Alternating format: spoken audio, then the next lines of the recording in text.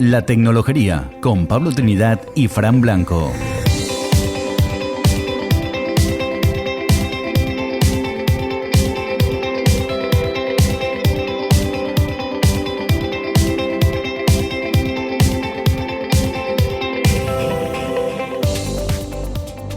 Hola y bienvenidos a La Tecnologería, un podcast en el que damos a conocer a empresas y personajes influyentes en el mundo de la tecnología y que están hoy más allá de nuestras fronteras. Os habla Pablo Trinidad y al otro lado de la línea me acompaña el gran Fran Blanco. ¿Qué tal, Fran? Hola Pablo, ¿qué tal? ¿Cómo estamos? Pues bueno, normalmente siempre buscamos esas historias que nos gustan, que inspiren, ¿no? Y creo que hoy tenemos una que sí que encaja en algo que siempre hemos incidido, ¿no? Que es el portfolio. Qué bueno eso, además esas historias interesantes que empiezan de 0 a 100 y te llenan un taco, como digo yo. Sí, ahí ponemos el listón bien alto y bueno, es una historia que a día de hoy acaba en Facebook, pero con un camino creo que bastante interesante, con muchos productos desarrollados en tiempo libre, ¿no? Y que forman parte de un portfolio, que es la imagen que creemos que le ha llevado a ese punto. Así que no sé tú, pero yo tengo unas ganas enormes de dar el salto al otro lado del charco. Pues dale ya al play y empezamos a esto ya.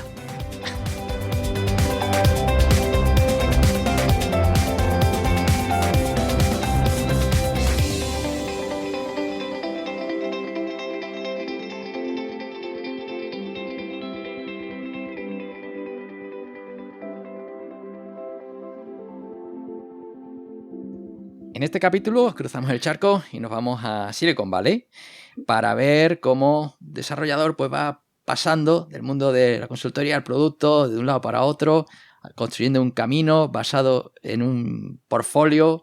Y bueno, yo creo que esa maraña nos la va a explicar Javier Vidal, developer en Facebook, con absoluta claridad. ¿Qué tal, Javier? Hola, muy buenas desde California. ¿Cómo estáis? Pues bueno, aquí otro podcast más grabado en etapa de confinamiento. Cuando salgamos al aire será, a lo mejor es diferente, pero ahora mismo estamos grabando en pijama, cada uno en nuestro lado del planeta. Pero no por ello vamos a dejar de hacer lo que siempre hacemos, que es empezar rompiendo el hielo con una pregunta culinaria, ¿no, Fran? Efectivamente, y como parece ser que hace poquito que has llegado por allí, por el otro lado del charco, ¿qué comida es la que echas en falta por allá, por aquel lado del charco? Pues mira, precisamente ayer, yo que soy muy cocinita y había una receta que hacía mucho en España, que era la salchicha al vino, ¿no? Uh-huh. Pues mira, me cuesta mucho encontrar aquí una salchicha que no tengan mucho sabor, porque aquí a todas le echan pues mucha pimienta o muchas especias, ¿no? Entonces, cuando haces tu salchicha al vino, pues te sabe solo a pimienta o te sabe solo a las especias que le echan aquí, ¿no? Entonces, pues mira, esos pequeños detalles se echan mucho en falta, ¿no? El que la comida sepa, aunque tú la cocinas con el mismo cariño, que sepa igual que te sabe en España. Es difícil. Claro, que esas salchichas no son de estas ultra procesadas, ¿no? Que no es... Sí, en general tienen otra materia prima, ¿no? Y, por ejemplo, el arroz bomba, pues me cuesta mucho encontrarlo. Aquí tiene mucho arroz basmati y, bueno, pues claro, no sale igual el arroz, ¿no? Sí, eso me pasó a mí en Irlanda también. Era imposible hacer una paella si no era con arroz basmati, lo que es un atentado, pero bueno. Que parece una paella con brillante, que aquello no es paella ni es nada, lo siento por el vendedor, ¿sabes? Arroz con cosas. Pero, exactamente. En fin. Bueno, vamos al principio de los tiempos, ¿no? Para conocer el viaje, ¿no? Uh-huh. Así que, bueno, Javier, ¿cuál fue tu primer contacto con un ordenador? Pues a ver, yo creo que tendría unos 12 o 10 años, que mi padre me dejó un portátil, sería el año 2000 o así, o el 99, y mi hermano mayor, que también se dedica al tema de tecnología, pues me enseñó un juego que se jugaba por consola y que estaba conectado a internet, que se llamaba Mood, que era como multi-user dungeon, creo que era, o algo así, que es como un juego de rol, pero que se juega a través de una consola, a través de MS2, a través del protocolo Telnet. Y bueno, pues con 12, 14 años empecé como jugador dentro del juego y enseguida me di cuenta que el juego se podía programar. Se programaba como en LPC, que es un derivado de, creo que de C++, ¿no? Y yo creo que por ahí, pues con 14, 15 años ya empecé a descubrir lo que era el mundo de la programación y el mundo de programar juegos también y de divertirme en ese mundo donde podías crear cualquier cosa. Ahí empezó todo. Bueno, ya que conocemos la inspiración, ¿no?, de qué es lo que te llevó a tener la curiosidad por la informática, ahora la siguiente pregunta es, ¿y por qué estudiaste ingeniería informática? Pues bueno, yo creo que tengo un poco así como de... mi padre por un lado es físico y le gusta mucho el cacharreo, la electrónica y ha trabajado con temas de hardware y telescopios. Y por otro lado, por parte de mi madre tengo mucha familia que son arquitectos, ¿no? Entonces yo siempre estaba ahí con ganas de construir cosas y siempre jugaba con cosas de construir y para mí la informática era construir cosas. Así que la arquitectura me parecía como algo un poco lento, antiguo y la informática como que era como el futuro, ¿no? Construir cosas en la nube o... Así que, bueno, por ahí me metí. Genial. Y oye, y cuando estabas estudiando ingeniería informática, ¿estabas, digamos, en simultáneo apuntado en algún club de la escuela o hacías alguna actividad en simultáneo? Pues no, la verdad es que siempre he sido un poco antisocial en la universidad. En ese sentido, ¿no? Pero sí que jugueteaba mucho en casa. Aparte de los videojuegos en sí, jugueteaba con programación, ¿no? Y siempre tenía algún proyectito en mente o no sé, hice un ajedrez, me acuerdo, usando inteligencia artificial, algunas cosas que me apetecía a mí hacer, pero no conectaba mucho con grupos de la universidad. La Universidad de Almería también pues es pequeña y no tiene tan buena fama, ¿no? No hay tanta comunidad. Uh-huh. Y entonces, digamos, ese portfolio del que hemos hablado al principio, tú empezaste ya a construirlo estando en la carrera, ¿no? ¿De alguna forma eso te ayudó a conseguir tu primer trabajo?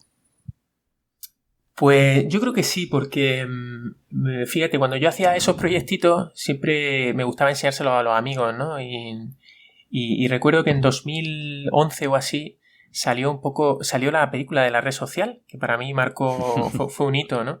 Y dije, ostras, este chaval haciendo también un side project en su casa llegó muy lejos, ¿no? Y en ese punto yo sabía que quería trabajar para una startup. Así que sí, digamos, leí mucho sobre el tema, comencé, digamos, mi propio proyecto personal también para intentar sacar adelante una idea y un poco por ahí pues me llevó a mi primera oferta de trabajo, que en realidad fueron unas prácticas de empresa en California, pero fue por eso. Prácticas en empresa, es decir, ¿no terminaste y ya estabas en California? Bueno, sí terminé. En quinto de carrera, metí prisa para hacer el proyecto final de carrera a la vez que los exámenes finales. Y entonces al final hice todo corriendo. Y en cuanto entregué el último examen, pues prácticamente entregué el proyecto final de carrera y me fui a Los Ángeles, a Santa Mónica, en California, a trabajar para una empresa que hacía desarrollo de una aplicación de pago móvil que la había fundado un español que estaba allí, la habían fundado y bueno, mi hermano tenía contactos allí y me dijo, oye Javier, ¿qué te parece si te vienes y experimentas un poco esto de trabajar por una startup con nosotros? Que sea por unos meses, ¿no? Porque iba con un visado de turista. Y allí que me fui. Ese es el modelo americano de el verano haces prácticas en empresas para sacarte un dinerillo, ¿no? Sí, pero en este caso de gratis. Ah, bueno, claro, porque si no hubiera estabas ahí de inmigrante ilegal, claro. Exacto. Bien, Exacto. Y de ahí, ¿cuál fue el siguiente paso? Ya con tu título debajo del brazo y por ahí por Estados Unidos, ¿qué hiciste? Pues mira, yo estaba tan obsesionado con el tema este de emprender que por aquel entonces además tenía una idea en la cabeza de convertir Internet como en un lugar social donde tú pudieses navegar por Internet y entrar a una página web y ver a toda la gente que está en esa misma página web, que decidí montar un proyecto e intentar sacarlo adelante, ¿no? Entonces convencí a 2 compañeros de la universidad que habían estudiado conmigo y entre los 3 montamos una pequeñita startup para intentar desarrollar esta idea de navegación social. Y bueno, pues estuvimos unos años intentándolo, presentándonos a muchos concursos de la Junta de Andalucía, a nivel estatal, fuimos a alguna aceleradora de empresas y ahí estuvimos, ¿no? Haciendo nuestros primeros pinitos con la informática y con nuestros primeros miles de usuarios. Oye, ¿qué aceleradora? Pues se llamaba Bolt y estaba en Málaga. A ver, voy a soltar un improperio. Y es que ya decía yo que me sonaba este proyecto. Y estas son las cosas del directo. Porque ayer ya decía yo que me sonaba la cara de este hombre. Hemos coincidido allí. Ah, bueno. Sí. Selectomer, no sé si te suena, bueno, veníamos de Sevilla, que era una plataforma de recomendación para e-commerce. Y bueno, fuimos víctimas todos de aquella aceleradora de Bolt y ya tuvimos un programa en el que repasamos aquella historia. Bueno, nosotros estuvimos en la primera promoción, no sé si vosotros también. Y... Sí, no recuerdo a los compañeros que tuvimos, pero sí recuerdo que fue un punto de inflexión la aceleradora. Sí. Lo dejaré ahí. Pues sí, fue corto y una pérdida de tiempo. No, además es que, a ver, hay que poner las cosas en su contexto. Estamos en el año 2012, en plena crisis en la que el emprendimiento era la solución a todos los males que tenía España, ¿no? Y entonces, de repente, todo eran ideas. Tú ibas por la calle, ¿no? Y se intentaba casi clonar el movimiento cafetero de San Francisco, ¿no? De Silicon Valley. Uh-huh. Y bueno, y eso fue una parte de esos intentos fallidos de sacarnos del agujero, ¿no? Así que bueno, y de eso aprendiste, ¿no? Entiendo. Eso es. Y aprendiste para dar el siguiente paso, entiendo, porque ese proyecto al final la mayoría pues se disolvieron, ¿no? ¿O cuánto tiempo duraste? Eso es. Yo creo que estuvimos como unos 3 años al final intentándolo y yo creo que después precisamente de Bolt, de esa aceleradora, pues nos dimos cuenta que no encontrábamos un modelo de negocio. Teníamos como 20 millones de visitas al mes, pero no conseguíamos un modelo de negocio que hiciese aquello sostenible, así que decidimos dejarlo. Y por aquel entonces fue cuando conocí que Twenty estaba reclutando en Madrid y estaba reclutando un montón de gente, tenía muy buena fama, entonces pues decidí intentarlo y oye, pues salió, me cogieron. Uh-huh. Bien, ese Twenty que además te pilló la transición en el que Twenty dejó de ser la red social, ¿no? Y pasó a ser una teleco, ¿no? Eso es, ahí fue donde conocí a Borja, que habéis entrevistado, que por aquel entonces estaba decidiendo si las monedas tenían que tener precisión a nivel de céntimo o a nivel de milieuro, ¿no? Le llamaban milieuro, y a mí aquello me impresionó, ¿no? En la cantidad de gente inteligente que había en una sola planta, yo nunca había visto nada así, y aquello me marcó. Sí, además que bueno, recordando aquella entrevista, ¿no? Que entrabais en el edificio de Telefónica en pantalón corto y el resto enchaquetados, ¿no? Que erais... Los raros, ¿no? Dentro del edificio. Sí, eso entre decía, comillas, ¿no? Que vivíamos en Disneyland. Ahora parece que es un poco más la norma, pero por aquel entonces éramos los raros, sí. Sí, ahora Telefónica monta lugares con duchas y tal para que te puedas ir allí a aprender 24 horas, ¿no? Eso es. A dormir y tal. Sí. En fin, hay cosas que van cambiando y van evolucionando y bueno, en esa evolución, Twenty, ¿qué supuso para ti y cómo y cuál y por qué decides salir de ahí? Pues mira, precisamente ahora que estoy en Facebook, estoy recordando mucho esa época porque uno de los yo creo que el primer CTO que tuvo Twenty fue uno de los primeros becarios de Facebook. Y casi que puedo recordar, ¿no? Como la influencia que tuvo este hombre, viendo el código que estoy viendo ahora en Facebook, puedo recordar la influencia que tuvo en Twenty, ¿no? Además de que los dos están hechos en PHP, ¿no? Y tienen como patrones en común, ¿no? Pero sí, yo de aquella época recuerdo pues lo muchísimo que aprendí porque exigían muchísimo, ¿no? Y yo venía de casi de estar 3 años siendo yo el que dirigía el cotarro y eligiendo qué hacer, cuándo hacerlo y a qué ritmo, y de repente entré en una vorágine de trabajo, de exigencia, de aprendizaje, que fue dura, pero que a la vez me enseñó muchísimo, ¿no? Uh-huh. ¿Y cómo llevaste el cambio a una ciudad grande como Madrid? Pues lo llevé con mucha ilusión, porque sentía que el mundo se movía en Madrid, sentía que las cosas se hacían allí, ¿no? Entonces me fui a vivir a Malasaña, justo a 5 minutos andando de la oficina, en pleno centro, con toda la fiesta. Entonces era trabajar y work hard, play hard. Entonces para mí era genial. Qué bien.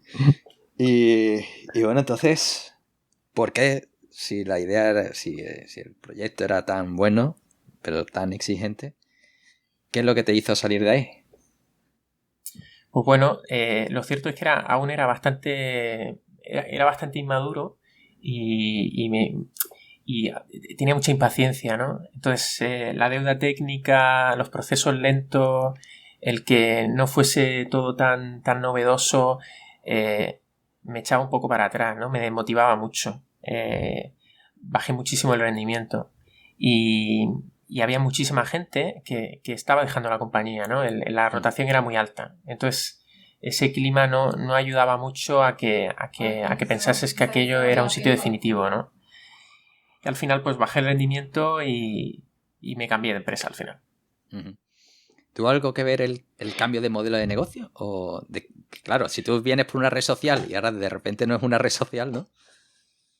Claro.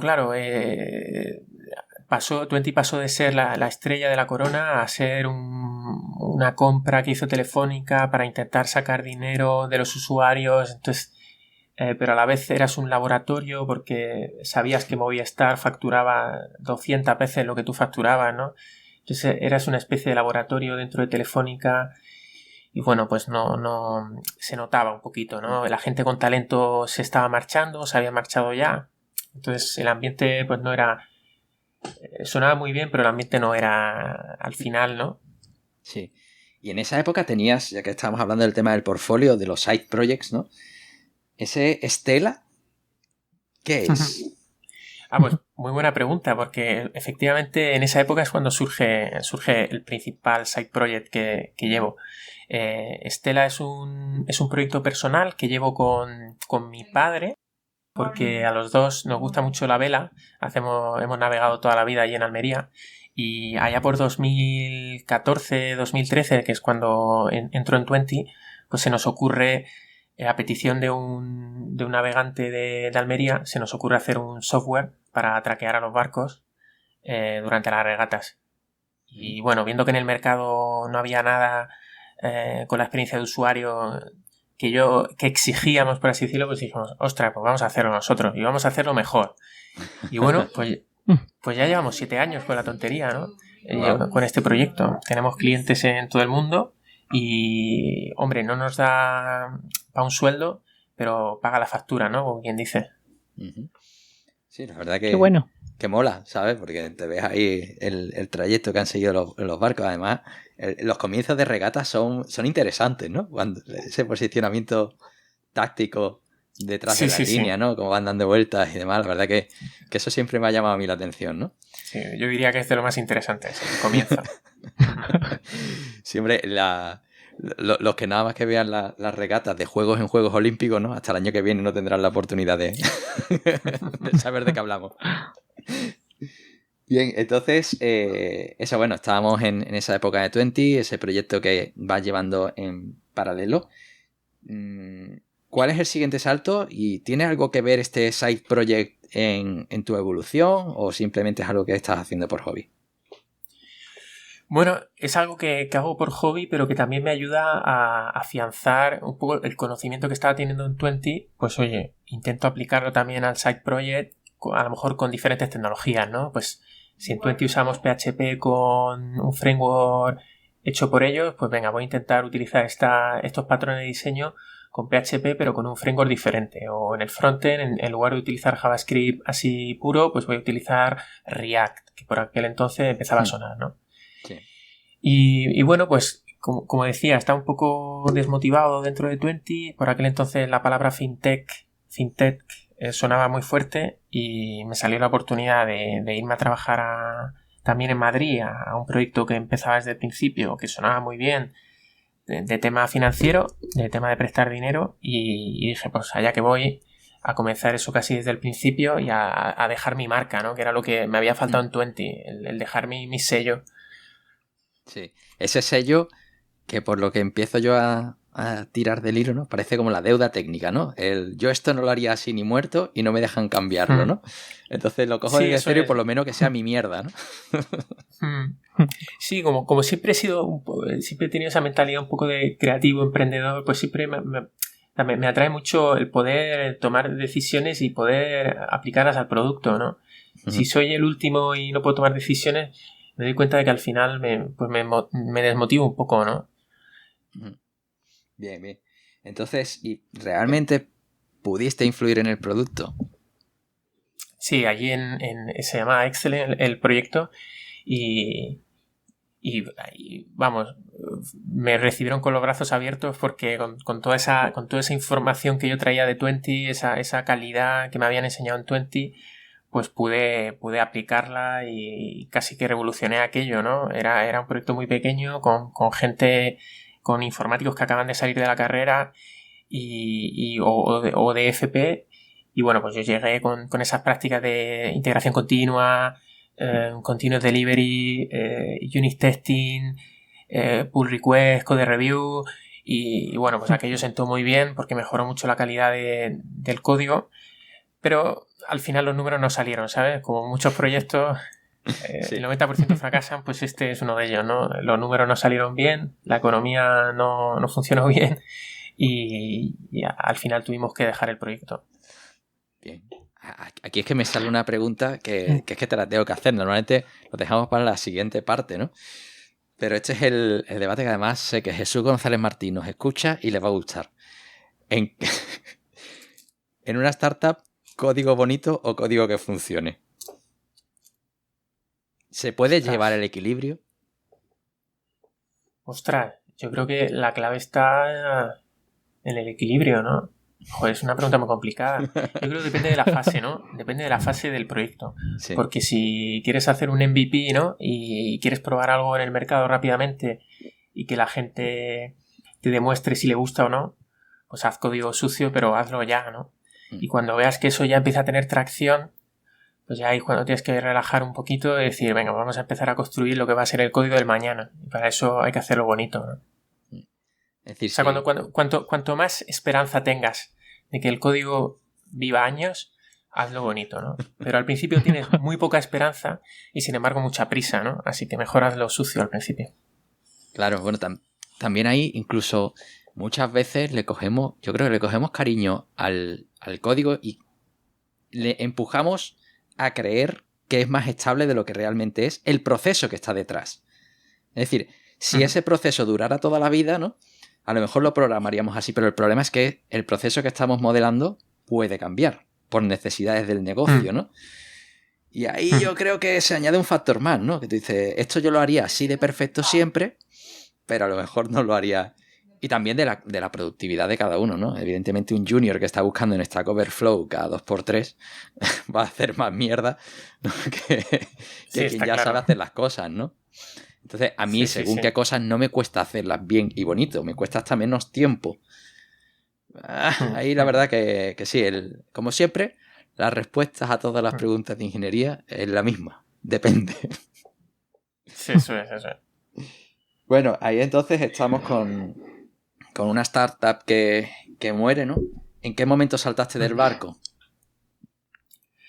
Pues salté porque esa pequeñita startup estaba dentro de una corporación muy grande, que es una de las corporaciones más antiguas que tiene España, que se llama Galería del Coleccionista, que muchos la recordaréis por sus anuncios en televisión sobre el anillo de tiara, el collar del presente, el pasado y el futuro y el sillón de masaje. Entonces, esa gente, además de vender sillones, les dio por vender dinero y entonces surgió esa startup, ¿no? ¿Qué pasa? Que cuando la startup no funcionó, nos tuvimos que fusionar con la gente que vendía sillones. Entonces, imagínate el choque de trenes, ¿no? De hacer JavaScript y PHP o ASP en este caso y unit testing a hacer un e-commerce que ni siquiera tenía pasarela de pago. Entonces, sí, el choque de trenes fue tan grande que hubo gente que salió disparada, entre ellas yo. Bien. Oye, no, pero ahora ha vuelto en Galería del Coleccionista, como ahora las teles han quedado 2 velas de publi, ¿cómo rellenan Galería del Coleccionista y demás? O sea que sí, ha vuelto todo a su origen. Y con todos en casa. Yo creo que ese paso mío por Galería del Coleccionista da para un podcast entero. Ay, pues sí, nos lo apuntamos, porque esto mola. Hombre, no esperaba hablar en este programa nunca de Galería del Coleccionista como referente tecnológico. En fin.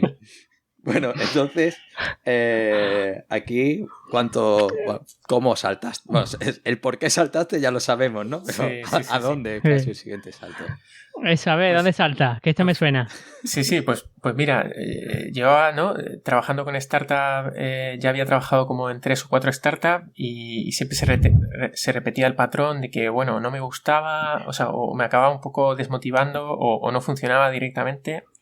Uh-huh. Y ya con Galería de Coleccionista había tocado fondo, ¿no? Entonces dije, oye, pues mira, aquí en Madrid hay una cosa de la que se habla mucho y que nunca he probado, ¿no?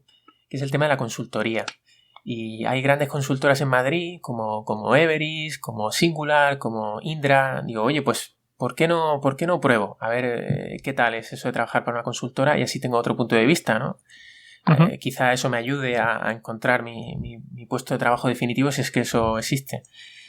Entonces, por aquel entonces, desde Singular ya me habían echado el anzuelo y me habían contactado. Así que, pues nada, hablé con ellos y me ofrecieron un puesto de trabajo muy chulo en una parte así como innovadora dentro de la compañía. Y así es como entré en mi primera consultora. Mi primera y única consultora en la que he estado. Bueno, ¿y qué tal el paso por Singular? Bueno, pues muy bueno. La verdad es que es de las mejores experiencias que me llevo de todo mi currículum, porque en todo momento me quisieron y me permitieron cambiar de proyecto siempre que lo necesitaba o que creía que era correcto. Y al final me fui de Singular porque me pusieron una oferta encima de la mesa que no pude rechazar, ¿no? Pero la verdad es que le quité muchos tópicos de encima al tema de la consultoría.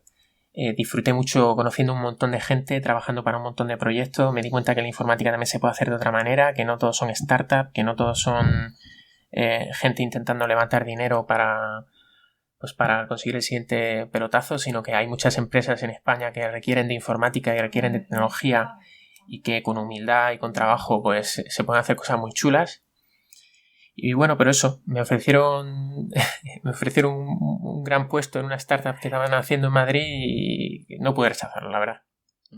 Vamos a ahondar un poco en este tema, no por nada, porque igual que coincidiste con Pablo, a lo mejor en Ball, no sé, en algún momento, aquí coincidiste conmigo. Efectivamente, porque sí, durante 1 año y pico coincidimos en Singular. Ahí está. Efectivamente. Entonces, yo cuando te he visto por foto, pues no te he reconocido, la verdad. ¿Tú por casualidad no fuiste a la Warner allá por 2018? Pues sí que fui a la Warner, sí. Ese julio y tal. Sí que fui a la Warner, sí. Y además recuerdo que me volví con muchos sevillanos en el autobús. Ay, pues mira, pues a lo mejor entre ellos ahí estaba yo. ¿Y te acuerdas que le dieron un premio para irse por ahí a la vuelta, o sea, a un evento tecnológico por casualidad? Sí, durante la cena, creo, dieron un premio. Ay. ¿No te acuerdas quién lo ganó? No tengo buena memoria, pero... ¿Cómo se nota? Pues nada, pues ese fui yo. Entonces, cenamos juntos en este caso, en el mismo... A mi espalda, ¿no? Qué fuerte, ¿eh? Pues perfectamente. Efectivamente. Esto lo que demuestra es que somos personas perfectamente olvidables. Pues sí, efectivamente. Total, ese que se llevó el premio y tal, y ya está, punto. Está muy bien. Yo siempre digo, bueno, lo dice más bien mi mujer que es psicóloga, que los informáticos tenemos muy, muy buena memoria de trabajo, pero muy mala memoria a largo plazo, ¿no? Que lo que hacemos es sustituir la memoria a largo plazo y la metemos en memoria de trabajo para poder así llevar todos los algoritmos en la cabeza, ¿no? Sería el equivalente a que tenemos muchísima RAM y muy poco disco, ¿no? Entonces a mí me pasa, yo me olvido de las caras, me olvido de los nombres y con una facilidad enorme. Efectivamente, a los hechos puntuales y tal, se me parece correctísimo. Pues nada, está muy bien que coincidamos y demás. Es el podcast de las coincidencias. Ahí está. No, la verdad es que opino igual que Javier. La verdad es que con Singular es una especie de, digamos, de consultora, pero con valores de startup y tal, y la verdad es que sí, siempre lo que intentan ellos es que estés cómodo, te dan tu libertad, tu corralito y demás para que tú vayas adelante con tu proyecto. Y la verdad es que en ese sentido pues sí, es de estar agradecido en este caso a Singular. Sí. Bueno, entonces, un lugar para el mundo de la consultoría todos sabemos que hay que hacerse tu propia opinión y que la cosa va por barrios, ¿no? Que está bien que otros se esfuercen en buscarte proyectos que molen, cosa de la que ya hablamos además en un episodio de Mars Base, ¿no? El primero de la anterior temporada, ¿no? De hasta dónde hay que llegar con eso de los proyectos que molen al equipo, ¿no? Y bueno, aquí en paralelo sí que es una época buena de side projects, ¿no? De esos proyectos de tiempo libre, ¿no? Aquí veo Premi, Infoboe, Gramática. ¿Qué te pasaba? Pues que a mí el tiempo libre me gusta usarlo para navegar, ¿no? Pero en Madrid se navega muy poco, ¿no? Entonces, el Manzanares da para lo que da. Da para lo que da. Entonces había que matar el tiempo de alguna manera, ¿no? Y bueno, lo cierto es que la consultoría no exige para mí no exigía el mismo tiempo que exige trabajar para una startup, ¿no? Tenía un poquito más de tiempo y la mente quizá un poquito más liberada, entonces tenía ese tiempo para explorar diferentes tecnologías y ideas que se me ocurrían tomando una cerveza en Malasaña, pues implementarlas en un rato, ¿no? Siempre he sido muy bueno prototipando muy rápido. En el largo tiempo soy muy malo, pero así en un fin de semana te monto cualquier cosa. Entonces pues nada, me hinché a montar cositas así chicas y ahí están, pagándose el servidor al menos. ¿Y de qué iba este Infoboe? Sí que me va más o menos si está funcional todavía, ¿no? Sí, pues mira, es tan sencillo como un algoritmo que se levanta todas las mañanas, se scrapea 65 páginas web oficiales, se baja los PDF del BOE de cada una de las comunidades y de las provincias de España y las mete en una base de datos para que luego tú puedas hacer búsquedas en tiempo real. Esa chorrada. Bueno, esa chorrada, pero bueno, que tiene que... Yo creo que pide comida, ¿no? Sí. Hombre, eso, día a día, tantos documentos, tantas páginas, al final habrá que... Tiene algunos retos técnicos, yo creo, interesantes, ¿no? Detrás para que no se coma un sueldo entero. Pues mira, de ese proyecto recuerdo la de horas que pasaba indignado, ¿no? Porque cuando tienes que scrapear 65 páginas web de la administración, te das cuenta de, en realidad, cómo está hecho todo el sistema de la administración, ¿no? Que hay 65 tecnologías diferentes, 65 plataformas diferentes, 65 oportunidades para que haya agujeros de seguridad, 65 oportunidades para que haya problemas de conectividad. O sea, la amalgama de plataformas que tiene la administración para simplemente servir sus boletines oficiales es increíble, ¿no? Entonces pasaba muchísimo tiempo frustrado viendo la cantidad de esfuerzo que tenía que hacer yo para poder descargarme un PDF, cuando en realidad debería ser a lo mejor pues una API que tiene el gobierno, ¿no? O, no sé, o estandarizarlo de alguna manera, ¿no? El reto era precisamente enfrentarse a eso, a un WordPress a veces, a un Drupal o a una página web hecha en PHP o hecha en JavaScript o... Bueno, pero fue divertido. Bien. ¿Y eso sigue funcionando? ¿O tienes periódicamente que andar cambiando el scrapping? Pues es muy buena pregunta. Sigue funcionando. Tengo un sistema de alertas por el que te puedes suscribir por 2 euros al mes, un mes gratuito por si os queréis apuntar. Y Y sí, Qué bueno.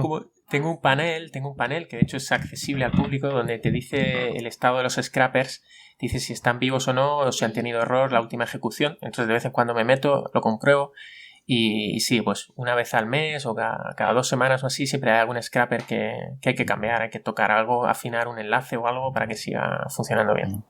Eso para buscar multas es estupendo, ¿no? Posiciones. Lo que más tengo es gente buscando posiciones. Eso es como un trabajo oposiciones, fijo, ¿no? he descubierto que hay oposiciones que no tenía ni idea de que existían, ¿eh? Oposiciones a técnico en fotografía. Eso es que ni idea. Es lo que ahora se llama Instagramer. En fin. Pero, alguien tendrá que hacerle la foto a los políticos, como digo yo. No, hombre, la foto. Desde luego. Bueno. Y ese Premi, por ejemplo, ¿no? Que lo veo por aquí, también otro proyecto de Instagram, ¿no? Sí, eso es. Por aquel entonces tuve la idea de que de alguna manera pudieses monetizar tu cuenta de Instagram haciéndola privada y que el usuario tuviese que pagar para poder seguirte en Instagram, ¿no? Wow. Y lo desarrollé, pero al final me topé con las políticas de uso de la API de Instagram y rechazaron la aplicación y no pude continuarla, ¿no? Pero me acuerdo que puse mucha ilusión, mucho esfuerzo en hacerlo y al final me llevé ese fiasco de que cuando ya estaba todo montado y pues Instagram no me dejó montarlo, ¿no?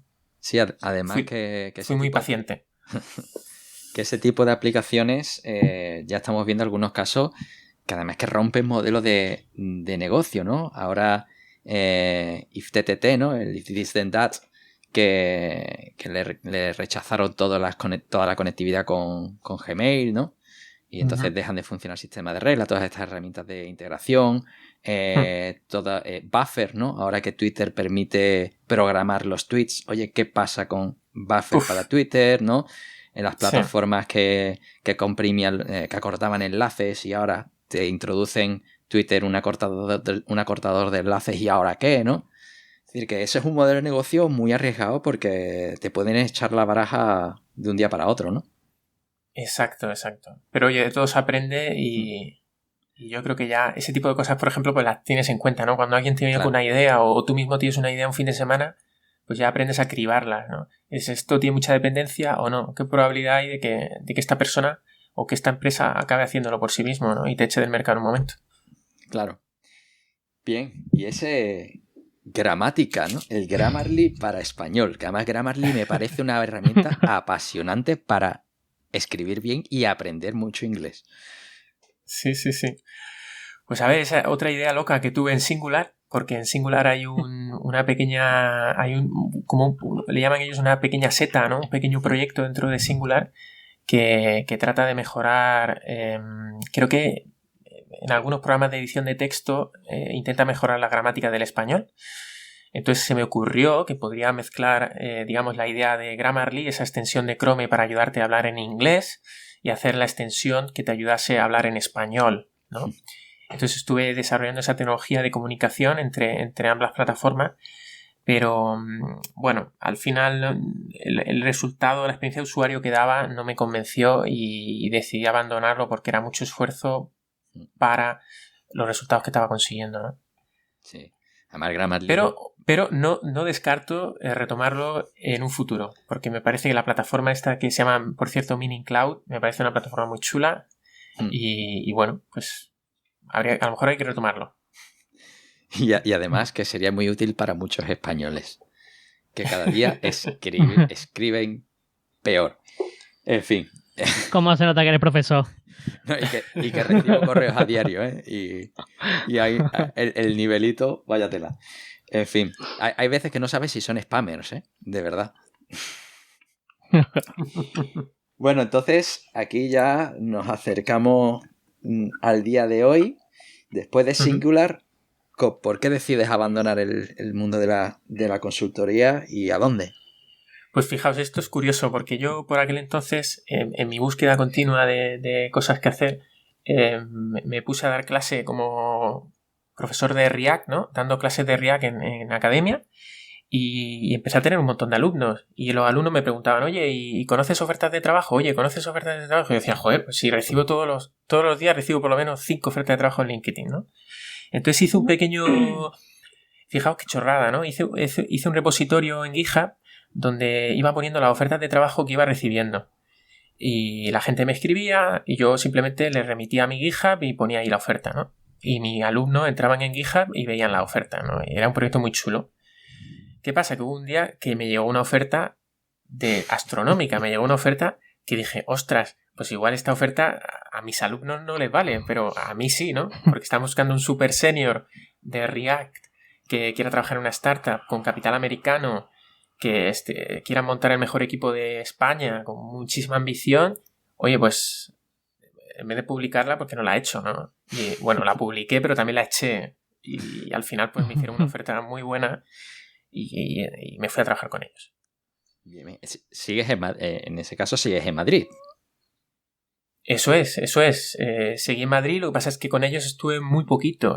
La startup se llama Undefined Labs, siguen en Madrid, allí en Calle Goya, y disfruté mucho trabajando con ellos porque los fundadores son todos españoles que habían vendido su empresa a Docker y tenían pues capital americano, una metodología muy buena de trabajo y habían conseguido un equipazo y me sentía muy cómodo trabajando con ellos. Pero bueno, me surgió la aventura americana, la oportunidad de venirme a América hace muy poquitos meses y cogí las maletas y me vine aquí a hacer las Américas, como se dice, ¿no? Uh-huh. Bien, yo creo que es un buen momento para plantearte, en alguna de todas estas empresas en las que trabajaste en España, ¿implantaron el teletrabajo y lo utilizaste activamente o no? No. Vale. No, me hubiese gustado, pero no. Lo cierto es que solo teletrabajé, yo creo que en Singular, y trabajaba un día a la semana o un día cada 2 semanas. Uh-huh. Y disfruté mucho de esa experiencia, pero es la única que tuve. Vale. Y entonces, ahora decides dar el salto a Estados Unidos, ¿no? ¿Vas directamente a California? ¿O pasaste por algún otro estado? Directamente a California. Nosotros, mi mujer y yo, teníamos la idea de irnos fuera de Madrid, de dar el siguiente paso, fuera de España, a ser posible. Y ella, que acaba de terminar el doctorado, pues le surgieron varias ofertas como trabajadora postdoc, ¿no? Del siguiente al doctorado, en Holanda, en Londres, en diferentes sitios. Y al final le salió en Silicon Valley una oferta, me la dijo pero bueno, pues esto es perfecto, esto es lo que estamos buscando, ¿no?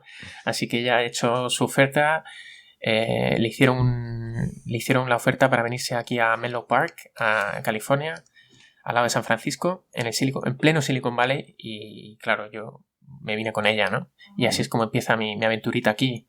Era perfecto la idea porque teniendo ella un puesto de trabajo fijo, entre comillas, como son aquí en América, yo tenía la posibilidad de conseguir un permiso de trabajo y poder negociar, poder pivotar entre diferentes empresas del Valle, uh-huh, que si me hubiese venido por mí mismo y con mi propio visado no hubiese podido hacer, ¿no? Porque me hubiese venido, digamos, fijo a una empresa concreta. Y ahora con el permiso de trabajo que tengo, pues puedo negociar y puedo moverme entre empresas. Y eso para mí es muy beneficioso. Claro. Entonces, bueno, en este caso, ¿tu mujer es americana o española? No, ella es andaluza, almeriense como yo, del barrio del Zapillo, pero bueno, nos fuimos juntos a Madrid, ahí estuvimos 5 años y nada, le salió la oferta de salirse, le salió la oportunidad de venirse aquí a Menlo Park, uh-huh, y decimos venirnos. Claro, juntos. Porque además si vas por el mundo académico, el tipo de visado, no recuerdo, es el O, ¿no? No recuerdo el tipo, que el J1. El J1, eso. Con el que estuvimos hablando en el segundo episodio de la 8ª temporada, además de este tipo de visado en el que hay una serie de requisitos como ser un referente en tu área y tal, que en el mundo académico se cumplen con cierta facilidad, ¿no? Y no sé si entró con ese visado. Sí, ella entró con un visado de J1, que es el visado de intercambio. Te piden ser, pues, ¿no? Se supone que es un visado para gente deportista de élite, para artistas, pero bueno, para el tema de los postdoc y y la gente que hace investigación es lo que se suele utilizar para hacer esas investigaciones de 1 a 3 años o 5 años de intercambio. Se suele usar esa fórmula. Y yo, pues por ser su marido, pues tengo un J2, que es el visado de dependiente, que por sí no puedo trabajar, pero si pides el papel del permiso de trabajo, pues si te lo dan, que en mi caso me lo dieron, pues ya puedes trabajar aquí. Pues, qué bueno. Pues sí, además de esto hablamos en su momento con Alejandro Sánchez. Hablamos largo y tendido. Así que y he dicho el 8x02, lo he buscado mientras, y es el tercero de la 6ª temporada. Que ya nos hacemos viejos y perdemos los números de tantos programas que Bueno. Que era cómo convertirse en ingeniero de software en Silicon Valley. En fin, sí, es una historia. Hablábamos sobre los visados y es precisamente ahora en el que están con lo del America First, ¿no?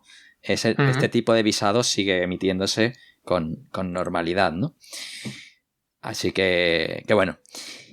Y das el salto, puedes conseguir trabajo, pero ahora, ¿cómo consigues trabajo estando allí? Muy buena pregunta. Claro. Bueno, pues yo, fíjate, al principio no sabía ni siquiera ni dónde quería trabajar, porque las ofertas eran tan grandes, ¿no? Aquí, que dices, bueno, ¿qué hago? ¿Me voy a una pequeña startup, que es lo que he hecho en España, o pruebo una gran corporación? Entonces, pues yo creo que lo que mejor me venía aquí era probar una grande, porque era lo más diferencial, ¿no? Respecto a lo que puedes encontrar en España. Entonces cogí pues las 4 o 5 grandes que hay, que son Apple, Amazon, Google, Facebook y tal, y eché currículum en todas. Y en todas me dijeron que no. Así, tal cual. Vaya. Pero ellos todas tienen un programa como de referidos, ¿no? De referral. Entonces, pues por ahí sí. Contacté con algunas personas que trabajaban dentro de la compañía. Pues en este caso, ¿cómo son las cosas, no? El primer Airbnb en el que yo me hospedé en Silicon Valley, la mujer que llevaba ese Airbnb trabajaba en Facebook. Pues oye, le dije, mira, ¿me harías el favor de hacerme el referral? La mujer ahí muy apurada, porque no tiene esa cultura latina como tenemos nosotros de expresarnos así rápidamente y de pedir las cosas. Pues está muy apurada, pero mira, al final no está nada arrepentida, ¿no? Porque su referral me permitió entrar en el proceso de selección, hacer las entrevistas y, oye, pues he entrado y ella se ha llevado un premio, Dinerito. por así decirlo. Sí, porque haya entrado, ¿no?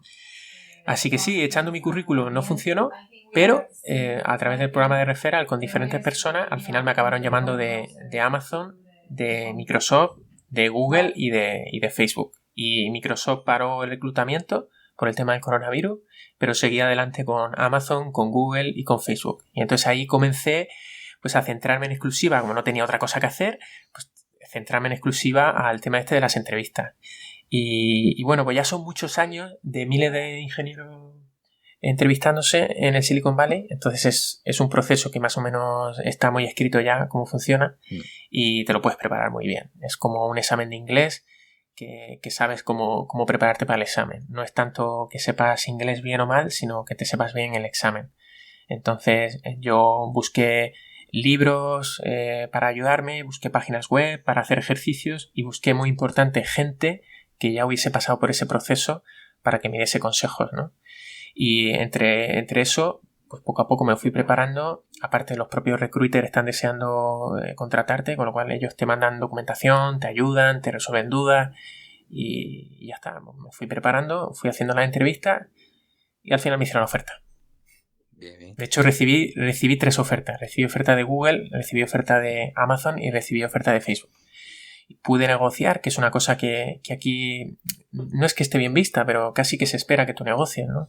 Ellos me hicieron una oferta, digamos, dentro del percentil más bajo de lo que es conocido como el salario para mi nivel, y yo pues preparé como una pequeña estrategia de negociación en el que conseguí subir mis condiciones casi pues un 20 o un 25%. O sea que Bien. Espectacular.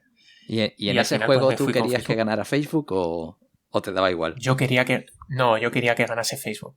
Era mi prioridad porque para mí Facebook había marcado mi carrera, ¿no? Esto era como cerrar el círculo, ¿no? Empecé viendo la red social y esto para mí era como cerrar ese círculo, ¿no? De admiración por Facebook. Entrar a trabajar en Facebook, maravilloso. Pues nada, ahora esto es como los futbolistas que se besan el escudo de todos los equipos a los que llegan y dicen, siempre he querido jugar aquí. Sí. Bien, pero en Y bueno, este ya caso... llevo semanas. Bueno, 2 semanitas, eso está bien. Pero, sí. pero además, confinado, porque no conoces a tus compañeros, ¿verdad? Sí. Es curioso porque, bueno, yo no sé si podría decir esta cifra por contrato, pero bueno, aproximadamente unas 300 personas entran cada 2 semanas ahí a la compañía.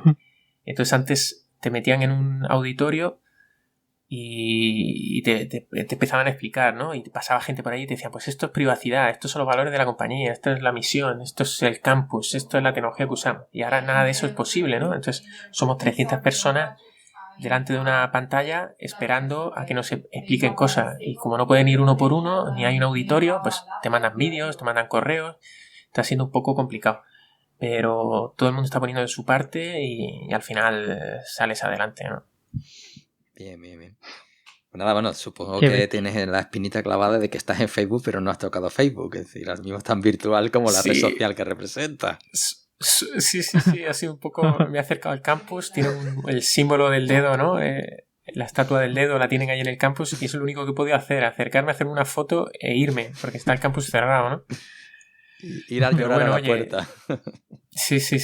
Pero bueno, oye, yo creo que el tiempo para mí ha sido perfecto, no puedo quejar de nada, he tenido muchísima suerte. Me vine a Estados Unidos justo antes del coronavirus, cerraron la frontera pues casi al llegar. El tema del permiso de trabajo también me llegó justo antes de que la administración empezase a ralentizar todo el tema de los visados y todo el tema de los permisos de trabajo.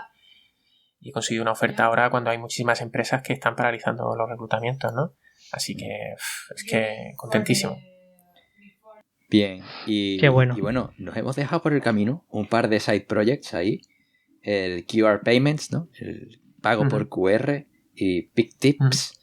Estos que fueron proyectos en ese tiempo en el que estabas en Estados Unidos, los hiciste cuando todavía estabas en Undefined Labs. ¿Cómo encaja? Pues cuando estaba dejando Undefined Labs ya comencé a tener esas ideas en mente y durante la transición, ¿no? Pues los he ido desarrollando poco a poco. El tema de los QR pues fue una idea de un fin de semana que desarrollé también en un fin de semana. Si no lo hubiese hecho porque era la clave es que fuese muy difícil de implementar. Y el tema de Big Tips pues me llevó un poquito más de tiempo porque quería buscar un buen diseñador que me ayudase con la parte visual. Y sí, lo hice aquí en Estados Unidos y nada, la idea era muy sencilla, que te ayudase, es una plataforma que te ayuda a elegir tus mejores fotos para Tinder. Subes, inicia sesión con Instagram o subes tus fotos de la galería y te selecciona las 4 mejores, ¿no? Utilizando inteligencia artificial. ¿Y si no tienes 4 buenas, te lo dice? Te lo dice, sí, te dice, oye, prueba otro set, que este set no tiene 4 buenas. Qué bueno, me ha molado ese. Yo ya tenía que probarlo yo. Al final es una chorrada. Te busca que tengas una foto con perro, te busca que tengas una foto en la playa, te busca que tengas una foto en blanco y negro, otra así con uniforme o mostrando un poquito de hombro, si eres hombre.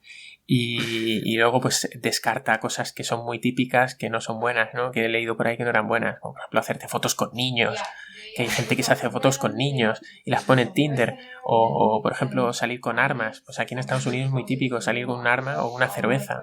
Pues no, mira, eso déjatelo para otro tipo de fotos. Para el currículum mejor. Voy a tener que echarme foto con perro y demás, me falta. Sí.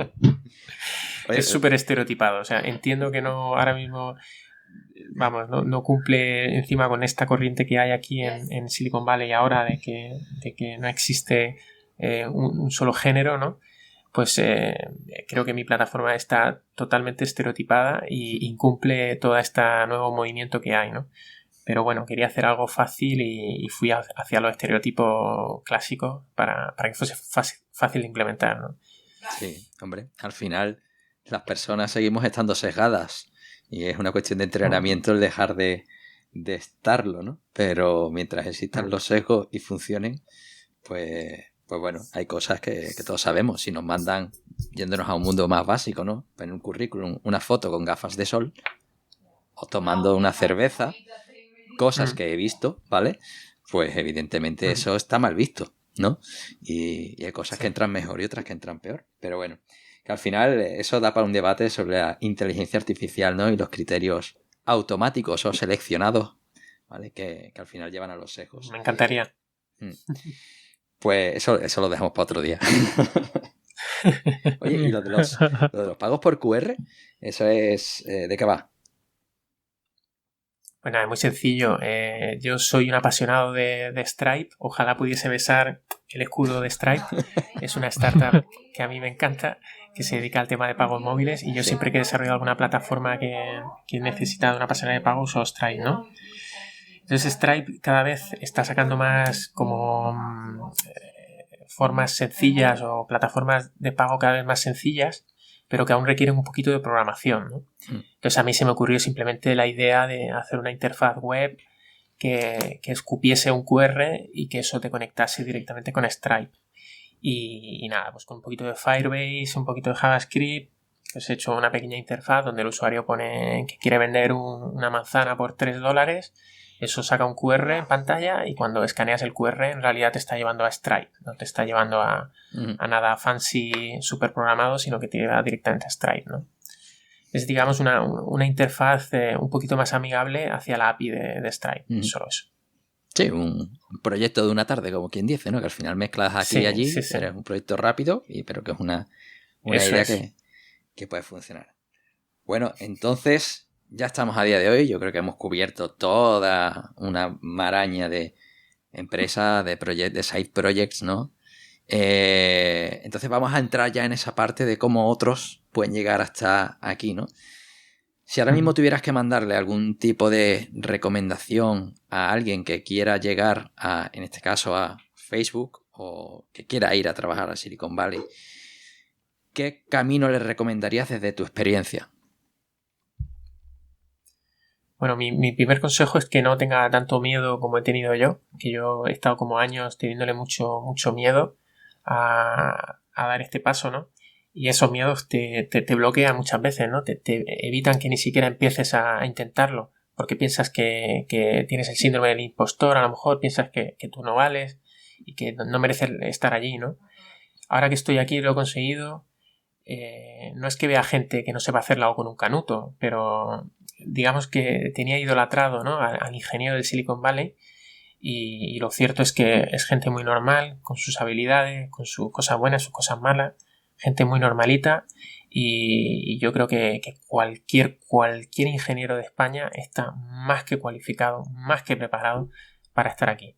Es más, te diría que con la ingeniería que se estudia en España y la carrera, o sea, con los estudios que hay en España, estamos más preparados incluso que los propios americanos, que en muchos casos pues son, a lo mejor es un químico, es una persona que nunca ha estudiado informática porque no se puede pagar la universidad, o porque ha estudiado otra cosa, ¿no?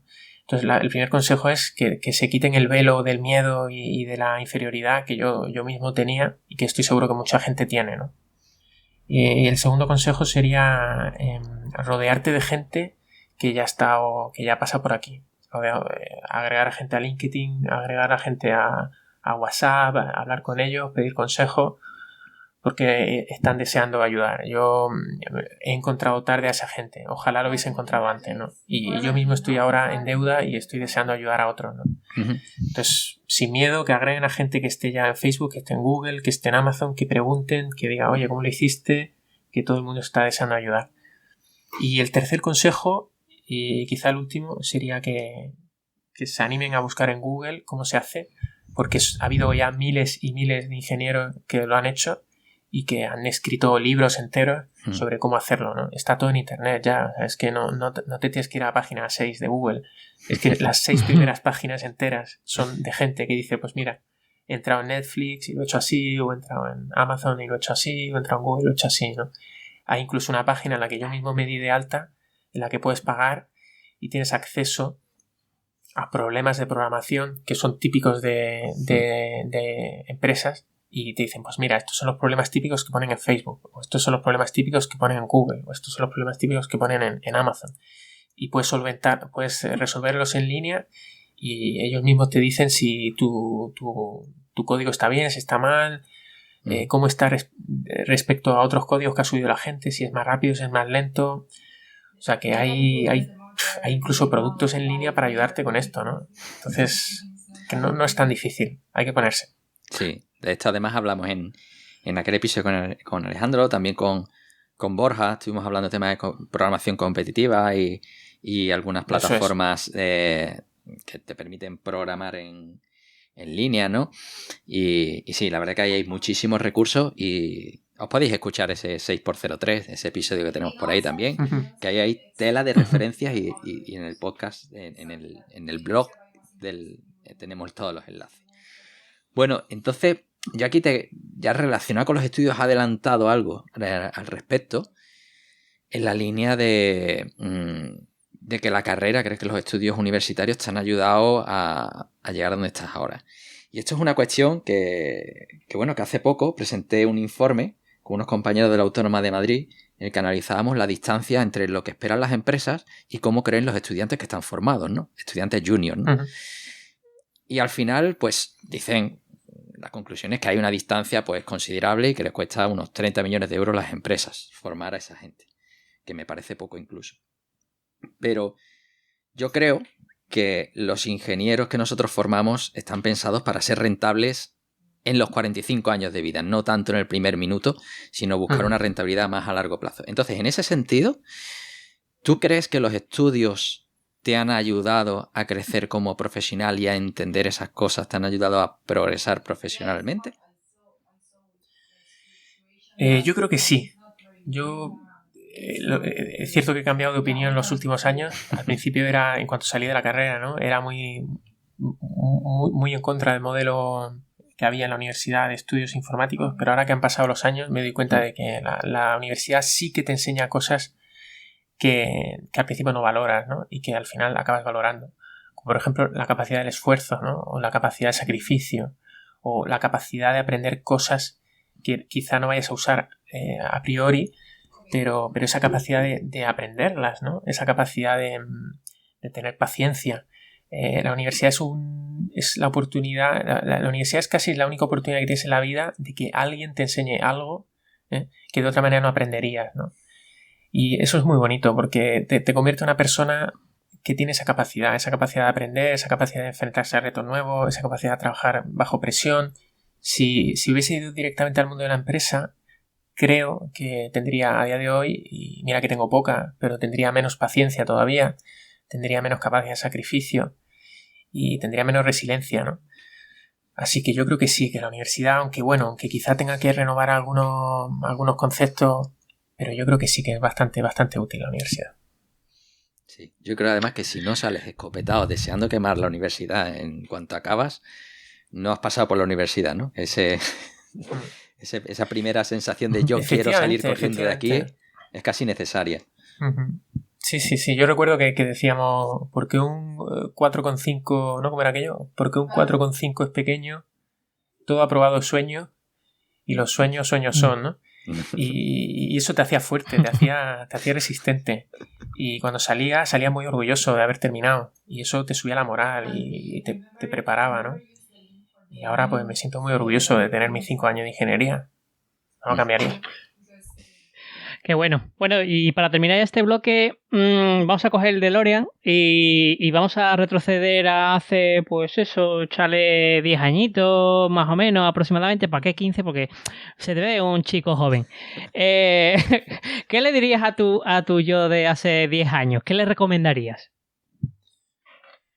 Pues yo le recomendaría que dejase de jugar al World of Warcraft, que dejase de jugar a los videojuegos y que se fuese de casa y que se fuese del país. Que las mejores cosas ocurren cuando te exponen, ¿no? Y yo por aquel entonces era como muy maduro y muy estar cerca de mis padres y estar siempre en la zona de confort. Y lo cierto es que como más he crecido como persona ha sido cuando me he expuesto a cosas que me han hecho temblar, ¿no? Cuando te tiembla la patilla, cuando te suda así la camiseta hasta la cintura porque estás súper nervioso. Cuando terminas eso es cuando realmente dices, ostras, esto que he hecho, me ha cambiado. Bien. Oye, ¿cuándo aprendiste a cocinar? Pues cuando me fui a Madrid, ya con tarde, ¿no? Tendría 24 años así. Aprendí bastante tarde a cocinar. Pero desde entonces no he parado. Y ahora unos panes que es espectacular. Son de envidia del barrio. Otro que haga Además, el pan aquí... la harina en el supermercado. Sí. La levadura en el confinamiento. Es increíble. Lo malo que está el pan aquí no tiene nombre. Es una de las cosas que más echo de menos, el pan. Menos mal que me lo hago yo, ¿no? Porque aquí es horrible el pan. No tiene nombre. En fin, eso es una de las primeras cosas que se aprende cuando uno sale de casa, ¿no? A sobrevivir. Sí. Y la supervivencia empieza por la alimentación. En fin, bueno, vamos a meternos en la parte ya más personal de organización del tiempo y tal, ¿no, Fran? Uh-huh. Sí, efectivamente, esta no puede faltar. Y en este caso, bueno, sabemos que llevas poquito tiempo en Facebook, así que a lo mejor puedes utilizar otro tipo de experiencia, ¿no? Como base. ¿Cómo te organizas en un día a día tuyo? Pues la verdad es que soy bastante caótico, porque a veces me apetece dedicarme más a unos temas que a otros, ¿no? Lo que suele ser común es que suelo tener como un to-do list generalista, donde acumulo tareas de diferentes proyectos y de diferentes proyectos, diferentes repositorios en los que estoy trabajando. Y bueno, pues acudo siempre a ese to-do para intentar llevar un pequeño orden y saber qué me falta o qué no me falta. Y estoy hablando de preparar la declaración de la renta, o responder a este pull request que tengo en un repositorio, o subir tal funcionalidad que me ha pedido alguien, o porque me falla un scrapper en Infoboe, ¿no? Tengo mi pequeña lista e intento ir solventándola. Trabajo de 9 a 6 y luego siempre me gusta hacer un poquito de yoga por las tardes, que me he aficionado. Y luego por la noche, antes de acostarme, siempre cojo una horita o algo así, pues para dedicarla a mis side projects y empujar un poco por ahí. Es verdad, la verdad es que yo cuando fui en este caso a Las Vegas y primero a San Francisco y demás, con el premio este que me dieron de Singular, en cada esquina y demás te encontrabas un sitio para hacer yoga. Y parece ser que es cruzar el charco, como digo yo, y darte por hacer yoga. No entiendo yo por qué esa relación San Francisco-yoga San Francisco, ¿no? Entonces, pero bueno, que me parece genial, ¿sabes? El confinamiento ha sido yoga y pan, ¿eh? He de decir que tanto el yoga como el pan es algo que ya hacía en Madrid y que me he traído aquí, vale. Y eso me hace mantenerme más sano y más conectado con mi tierra incluso. Tú eras hipster. Eso fue. Y ahora otros ya se ha convertido en mainstream y ahora te tendrás que buscar otra alternativa. Efectivamente. De hecho, yo no estoy muy con los deportes que hacen aquí, esto del béisbol, el fútbol americano, estas cosas que hacen aquí, no conecto mucho todavía. Bueno, aquí siempre tenemos una visión del éxito, llegado a este momento, un poco diferente a la habitual, ¿no? Siempre tenemos esa imagen de persona que lo ha petado, ¿no? Y nosotros creemos que el éxito es algo mucho más simple.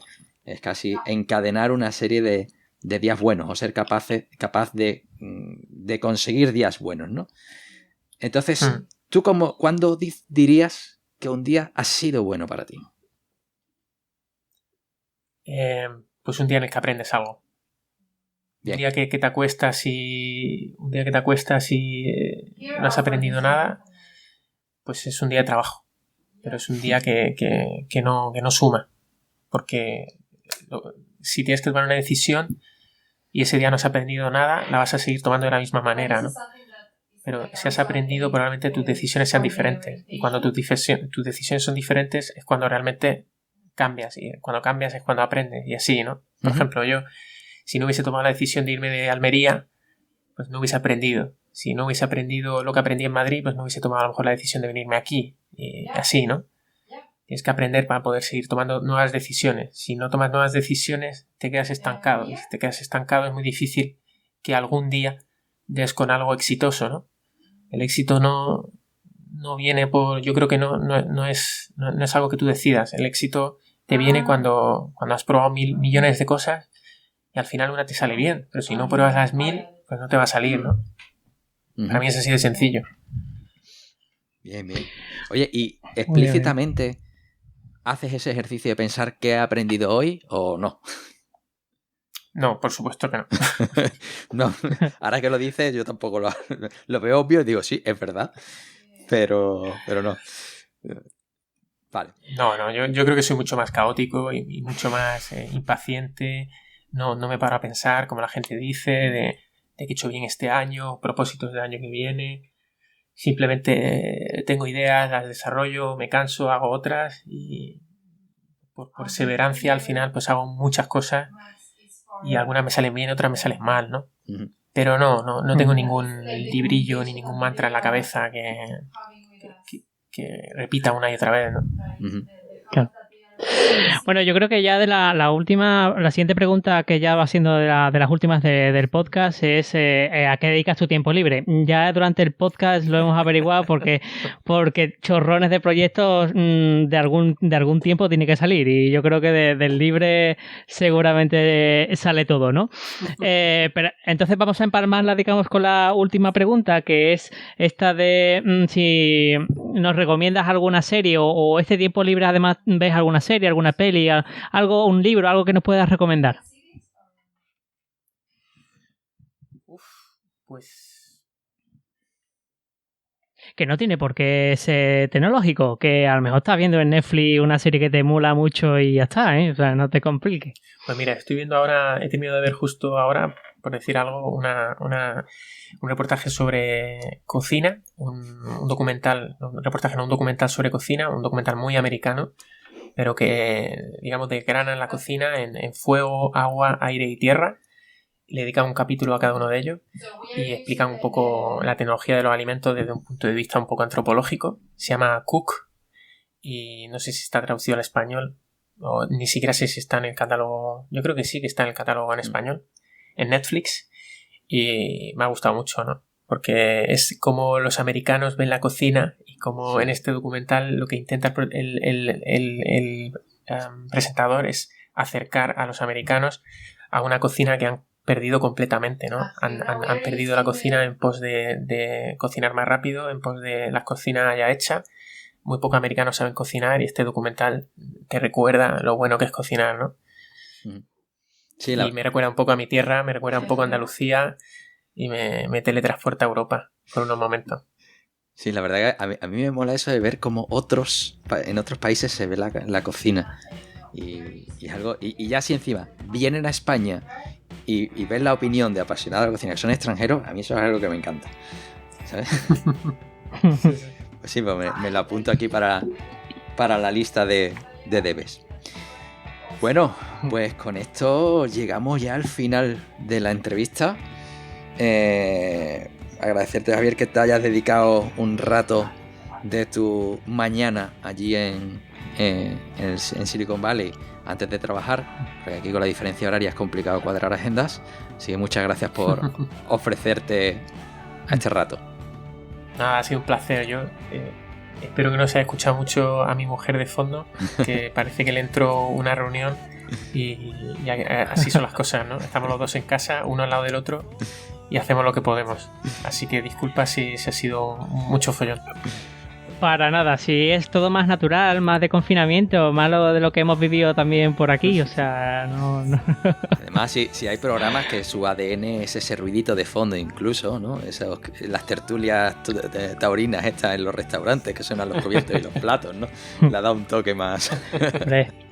Hombre, yo por ejemplo, un podcast que me encanta es Un Minuto en Nueva York, y si Deco, que es el que presenta el podcast, no está en el metro de Nueva York grabando y demás y no se escucha el metro llegar en la estación, no es Un Minuto en Nueva York, ¿sabes? Entonces a mí me encanta. En fin. Bueno, pues Fran, ¿dónde nos encuentran? ¿Dónde nos siguen? Pues nada, amigos oyentes, en esta nueva temporada también mantenemos los contactos iguales, así que puedes seguirnos, me puedes mandarnos primero un correo, ¿vale? Que tienes ahí un coleguilla bueno que tú sabes que te ha tenido una historia muy interesante y tal, también nos lo mandas como nos ha hecho nuestro oyente Paul, nos lo mandas a hola@tecnologería.com, que ahí estamos súper amistosos, hay un feedback ahí, pim pam, toma la casita, digo yo. Después también puedes suscribirte en iVoox y en iTunes, Instagram, que también estamos ahí como Tecnologería, están todos los programas de la red, y encontrarnos en tecnologería.com, donde abajo a la derecha tienes un fantástico enlace al canal de Telegram para ahí comentar un poquito la jugada entre oyentes y podcaster, y también seguirnos en Twitter, en Facebook, que es importante porque Facebook ha sido también el centro de este podcast, y estamos en los dos sitios como Tecnologería. Pues nada, eso, Dani Prol, esto ha sido culpa tuya, así que gracias por la recomendación. No podía irme sin decir esto. Así que... por muchas veces más, eso efectivamente. Nos encanta que nos hagan recomendaciones de entrevistas. Pues nada, nos vamos hasta el siguiente programa. Seguimos sumando historias que esperamos que os hayan gustado. Así que hasta la próxima. Adiós.